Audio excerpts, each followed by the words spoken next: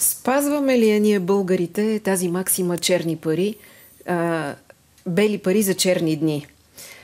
Или по-скоро сме по-разпилени, времето ни кара да бъдем по-рискови играчи? Ако трябва да очертаете профила на българския инвеститор, как ще го опишете? Какъв е той? Това е интересен въпрос. Мога да ви кажа, примерно, точно при нас в управляващото дружество на Компас Инвест горе-долу как изглежда профила на типичния ни инвеститор. Около над 52% така от инвеститорите са между 40 и 60 години, с висше образование, повечето естествено са с висше икономическо или висше финансово, около 20% от инвеститорите са с такова образование. На следващо място са с информационни технологии,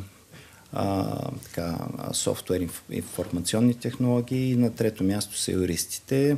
За съжаление, жените все още са само около 35% от нашите инвеститори, така че може да опишеме така персоната на инвеститора в нашите фондове и на доверително управление, типичният инвеститор по този начин. Сега, понеже във въпроса имаше дали българина спазва бели пари за черни дни, да, мисля, че да.